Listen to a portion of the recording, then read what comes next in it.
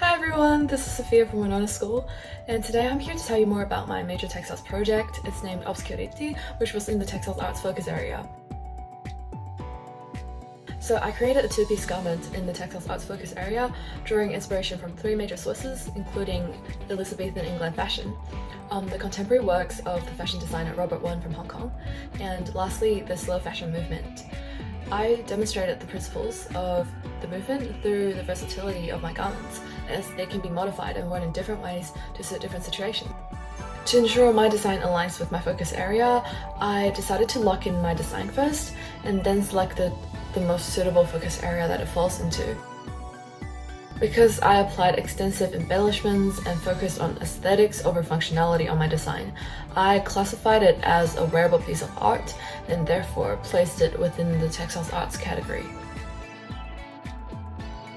I developed my initial design ideas by researching on Instagram, Pinterest, and YouTube. I also watched my videos of Sophia Li, Iris Van Herpen, and Robert Wan.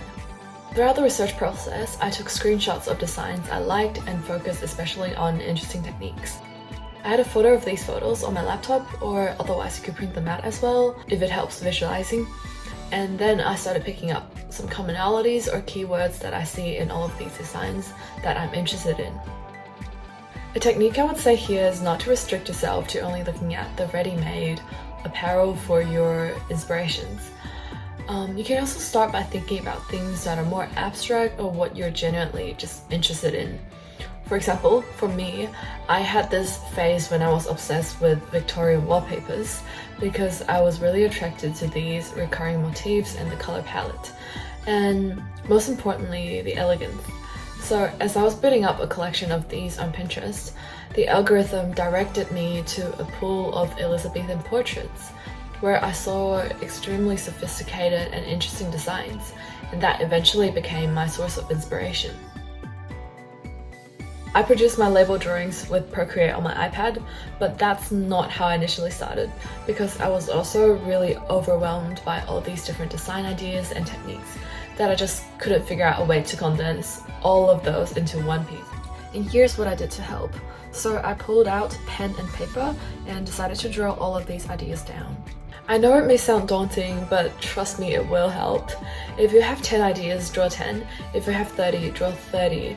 They don't have to be refined and precise, because they're just rough sketches to visualize your ideas.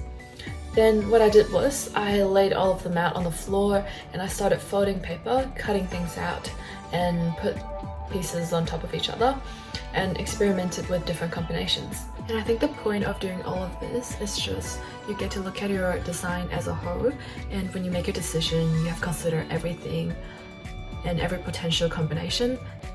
After doing my collage of cutting and arranging, I came up with the final design, which I then scanned and developed into a refined sketch on my iPad. I sourced all my materials all at once from Spotlight at several fabric stores, and I really do not recommend this because once I got started, I realized how I underestimated the technical challenges and I was over ambitious with my time management, that a lot of the materials I purchased went to waste because I simply just couldn't get everything I planned done. So I would suggest spreading out your shopping trips as your design can evolve, so this approach will save you money. Also prioritize offline shopping over online purchases because the fabric that you get online can be really different from what you imagined in terms of the thickness or the stretch that you needed.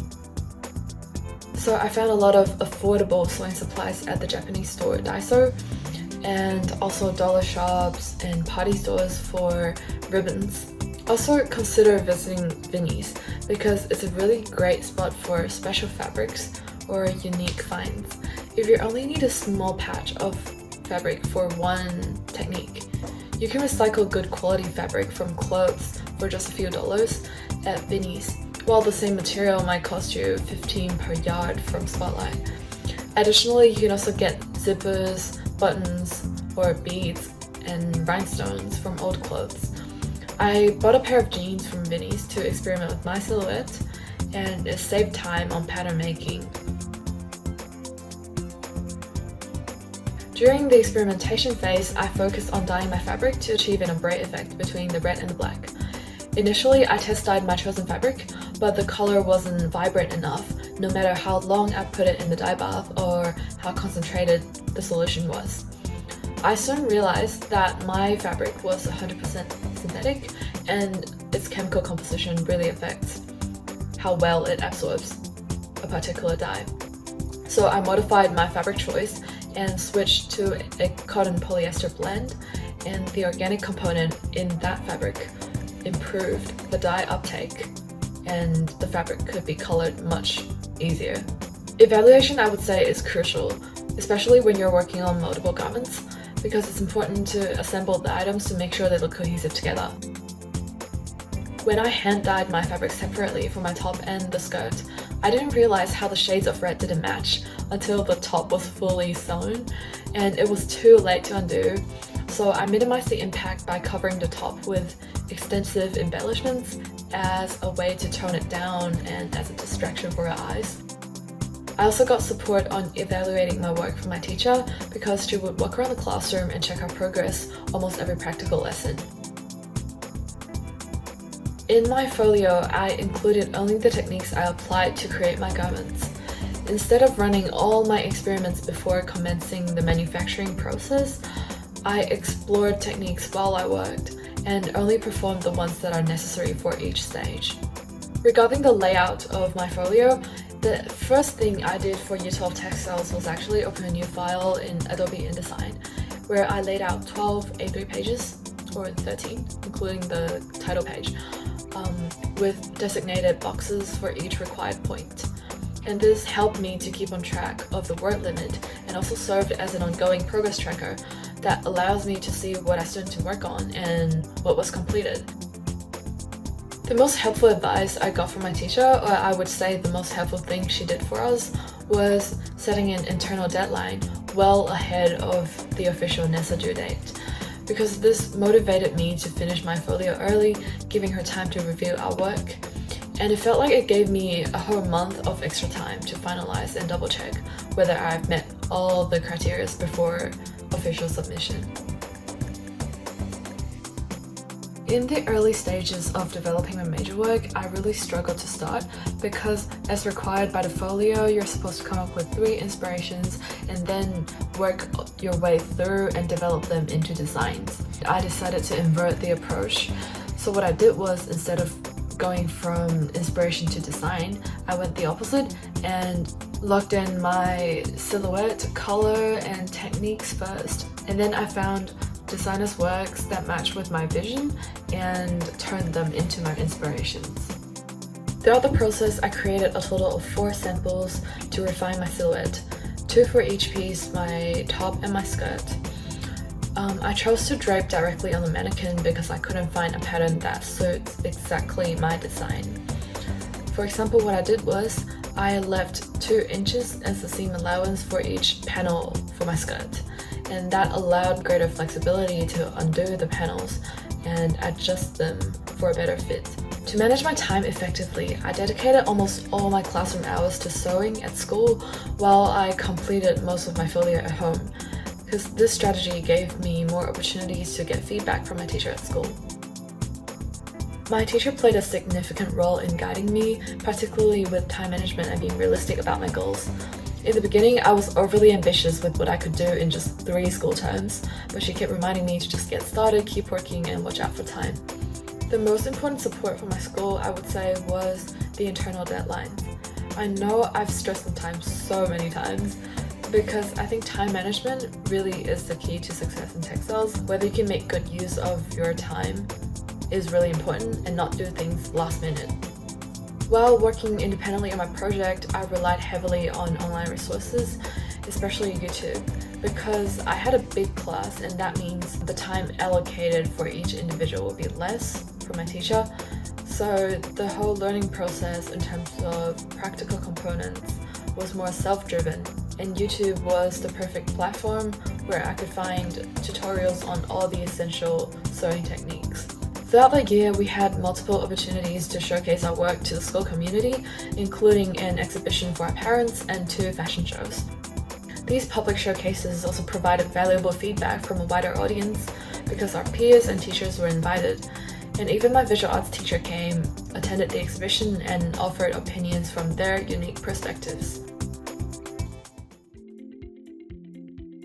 A significant challenge for me was on getting started because I found myself easily distracted by alternative designs and I struggled to commit to one single idea. If you share my hesitance, remember that this is not the final dress you'll ever make in your life, so it's okay if there are some flaws. It's important to know that this is an exam and you do have boxes to tick.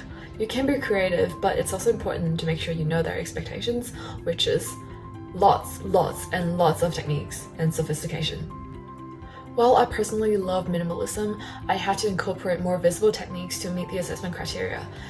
But what I could do was to blend them in, and I tried to camouflage my techniques into my garment by using similar colors so they're toned down and they're less significant in terms of the overall aesthetics.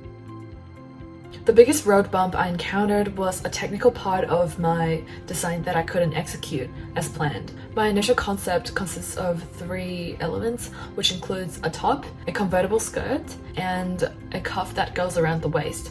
You can imagine it as like a Elizabethan cuff that usually goes around the sleeve, but I took that element out and enlarged it so that it can fit around the waist like a swimming hoop. But unfortunately, I couldn't find a lightweight fabric that provided the necessary structure. After numerous attempts to solve this problem by using various materials, including fishbone, interfacing, and metal wires, I realized that the results were too rough and they detracted from the overall quality of my garments. So after discussing with my teachers, who confirmed that what I've got so far has already met the necessary requirements, I decided to abandon that part of my design. And turns out it was actually a relief because it allowed extra time to focus on my theory and refine my folio. So sometimes less is more, and making sacrifices in your design can lead to a better outcome. I wish someone at the start had told me that theory in textiles is as important as the practical components. When trials came, I struggled and I was really anxious about catching up on theory. So make sure you maintain a balance between finishing your major work and also looking at your study notes. I can't stress enough on the importance of time management, not just for sewing, but also balancing textiles with other subjects. I personally had 2 major works, which made the end of the year particularly challenging when trials and assessments came together. So if I could go back in time, I would really utilize my term breaks more effectively. If you don't have a sewing machine at home, probably consider borrowing one from your school, or even just use the time during the term breaks to cut fabric or finish your folio. Textiles is a great subject because what matters at the end of the day is just the creativity and passion that you bring.